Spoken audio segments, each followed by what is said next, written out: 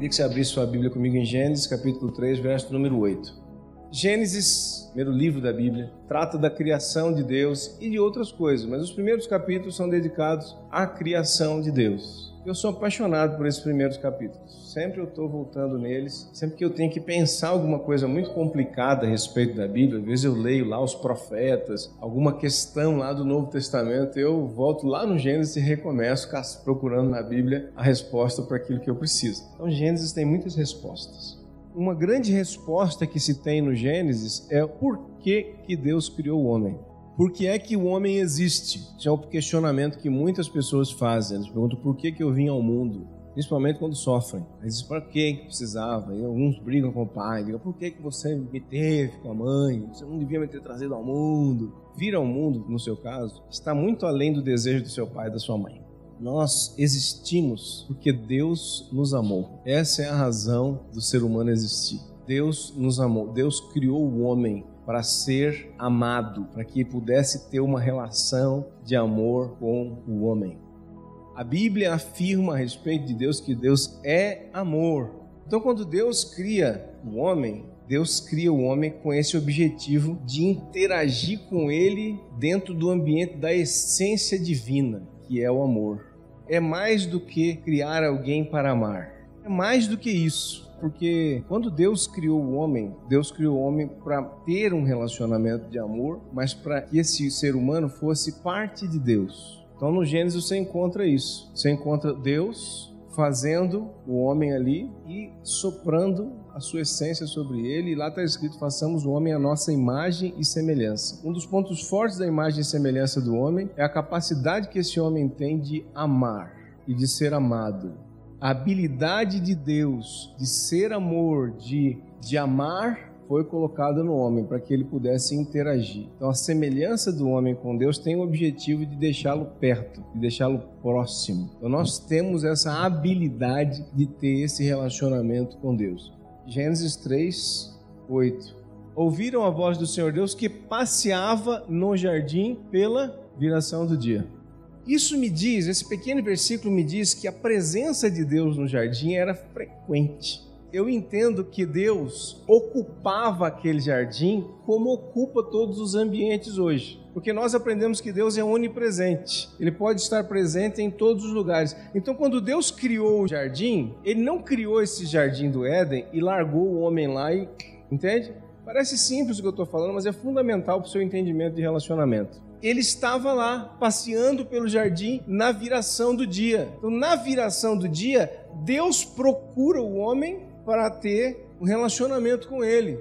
Então, Deus não só criou o homem, a imagem e semelhança, como ele fez questão de estar ali para ter esse desfrute. O jardim do Éden. Éden significa jardim de delícias, né?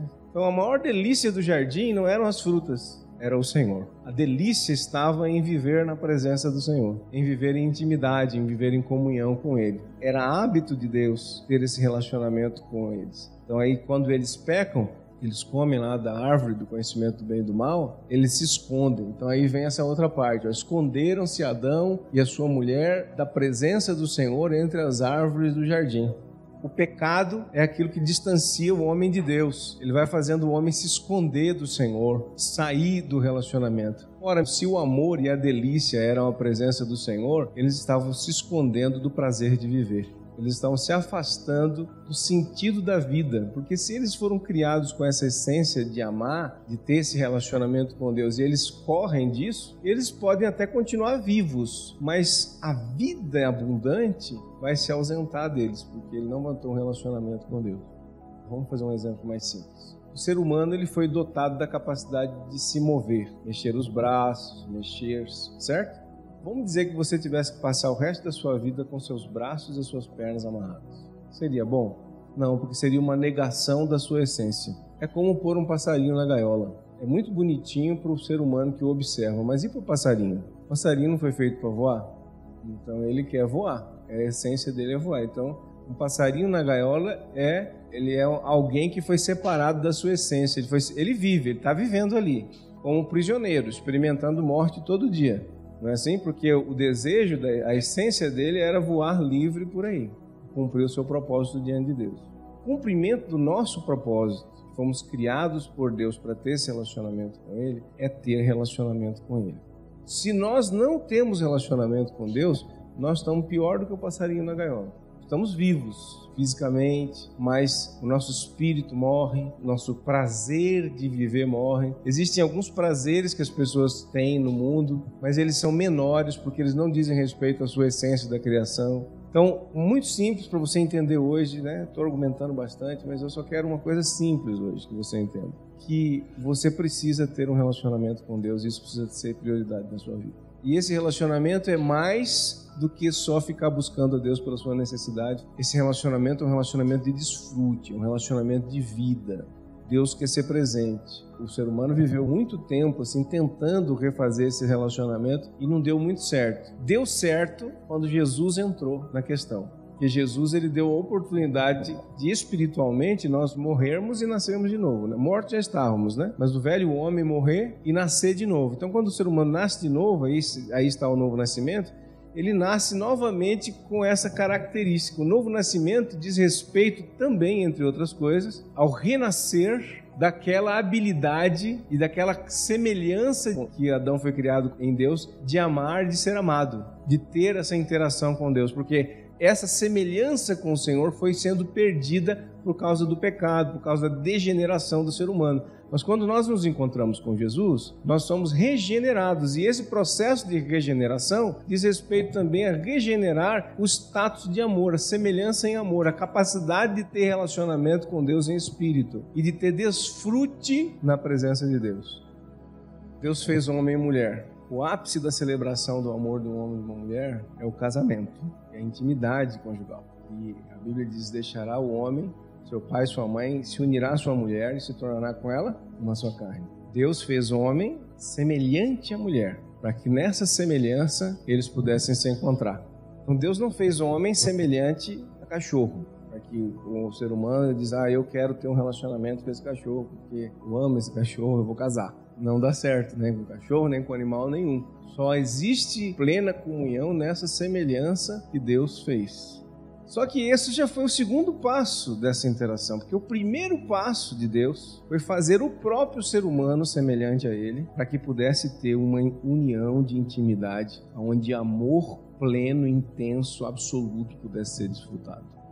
Então, por isso, uma das razões bíblicas, né, de estar escrito ali, façamos o homem a nossa imagem e semelhança. É essa habilidade de ser um com Deus, de ter esse relacionamento com Deus. Então, quando eu penso no relacionamento do homem com Deus no Éden, eu não penso, Deus pega o homem pela mão e diz, vamos andar de mão dada. Eu até penso nisso, que pode ser assim também. Entende? Mas não é só isso, só estar fazendo alguma coisa juntos.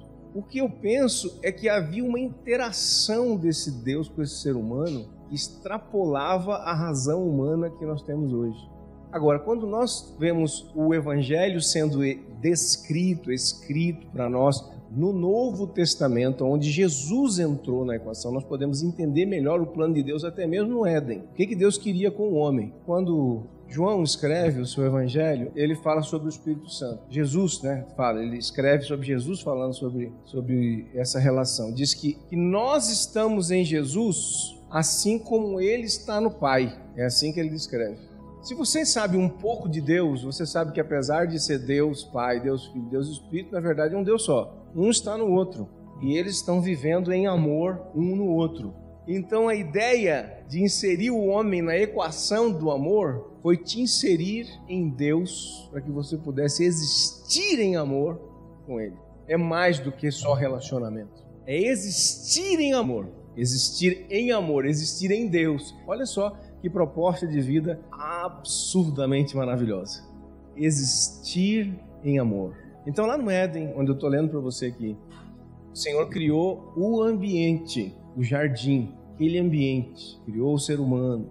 E toda essa beleza da criação existiu, foi criada para que o ser humano, Adão e Eva, pudessem existir em amor com Deus. Era isso que acontecia no jardim, era isso que estava acontecendo ali. A existência do ser humano com Deus foi quebrada nesse momento de pecado.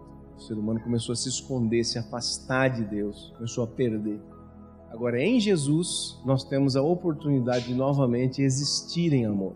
estou colocando um negócio muito forte aqui hoje, que é essa questão de existir em amor. Mas é para você ter uma ideia de que não queria nem falar relacionamento, mas não consigo fugir da palavra, né? Essa interação de amor que você vai ter com Deus, ela não tem nada a ver com essa relação de amor que os homens têm uns com os outros. É algo muito mais sublime, maior, é existir em amor. A maioria de nós já tocou esse lugar de desfrute, mas nós somos tão oprimidos pela realidade do mundo, pelos acontecimentos do mundo, pelas circunstâncias, que nós nos distraímos, nós tiramos a nossa atenção da nossa existência, coexistência em Deus em amor, e começamos a dar prioridade para a nossa existência no mundo, nossa existência como cidadãos do mundo, como pessoas, com a nossa interação humana. Mas, de fato, a nossa prioridade precisa ser existir em amor.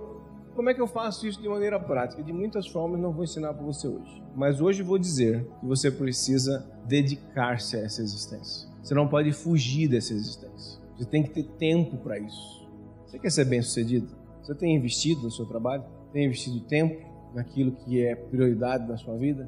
É importante, então, um investimento naquilo que é o alvo da sua existência, não é? Então muda o alvo da sua existência hoje, agora, porque você está indo pelo caminho errado. Tem muito crente separado da presença de Deus, da glória de Deus. A sua prioridade precisa ser existir em Deus. Nós precisamos investir nisso, nós precisamos investir nosso tempo, nossa vida. Nós precisamos encontrar-nos de novo com esse ambiente de existência em Deus, porque é isso que nós precisamos. Nós precisamos dessa existência em Deus, de mais tempo exposto para o Senhor.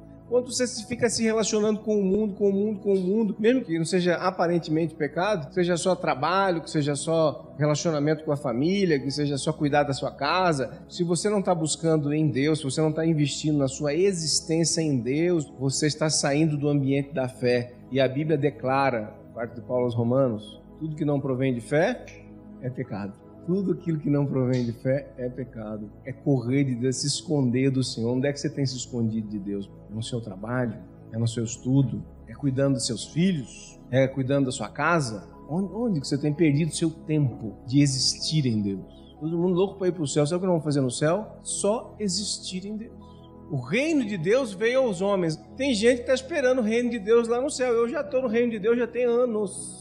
E aquilo que eu faço no reino de Deus de melhor, eu não preciso esperar chegar no céu para existir em Deus, eu posso fazer isso hoje, agora. O que nós precisamos ser é essa geração que investe a sua existência em Deus e acreditar que do Senhor procede todas as fontes da vida. Algumas pessoas, eu não vou existir em Deus.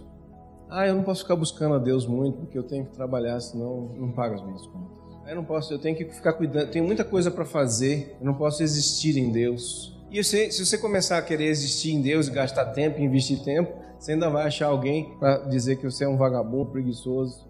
Eu não tenho tempo, então eu não posso existir em Deus por causa disso, por causa daquilo. Você ainda vai encontrar pessoas que vão dizer para você está preguiçoso, você não quer trabalhar, seu vagabundo. Quem nós somos? Nós somos desse mundo? Nós não nos entregamos a Deus para ser renascidos dele. Nós não somos Israel de Deus, a nação que se chama pelo seu nome, povo escolhido por ele para ser dele. Nós não somos isso. Então por que nós vivemos igual o mundo vive? Ou nós somos do Senhor ou nós não somos. Nós não podemos ficar nesse meio do caminho. O Senhor diz lá em Apocalipse a uma igreja, ele diz, olha, vocês não são quentes nem frios, vocês são mornos, eu estou a ponto de vomitar vocês da minha boca. O Senhor deseja por essa existência de amor. E dessa existência virão as soluções para a sua vida. Existe uma expressão que eu carrego, né? Aconselhar a carne é enxugar gelo. Senta, irmão, 10, 15, 20, 30, 50, 100 vezes com o mesmo assunto. Ainda zanga porque eu falo que, irmão, para, pai, reage, meu filho, levanta, sacode poeira. Você diz, irmãos, então vamos orar. A revelação da glória de Deus vem, irmão, você tem que fazer assim, assim com a sua vida. Aí você compreende em Deus, aí eu compreendo. Ele sai dali e faz tudo errado. Faz tudo diferente. Então ele está sempre em ciclos de derrota na vida dele, porque ele está querendo de Deus apenas uma resposta para algo na sua vida. A resposta de Deus é completa. Quando você estiver inserido em Deus, ele se encarrega em botar as suas circunstâncias no lugar. Ele se encarrega de colocar tudo em ordem, de trazer paz ao seu coração.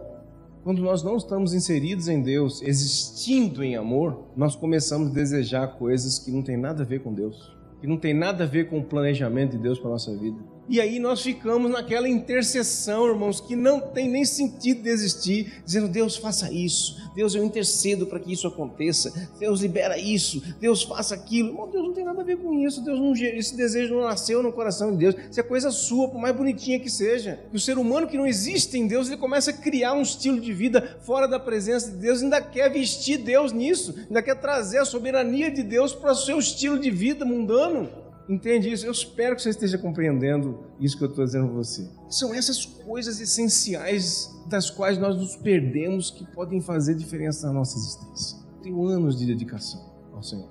Anos só de dedicação integral ao Senhor. Já fui por caminhos que você nem imagina. Nenhum deles funciona.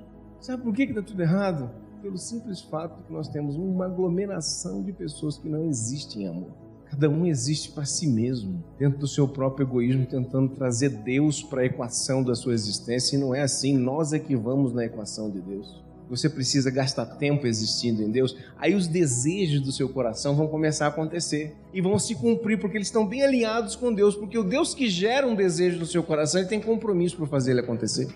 Você já parou para pensar de gente que tem anos caminhando na mesma direção, gemendo diante de Deus para que alguma coisa aconteça? Você vai gastar toda a sua vida chorando e clamando por algo que provavelmente não vai acontecer.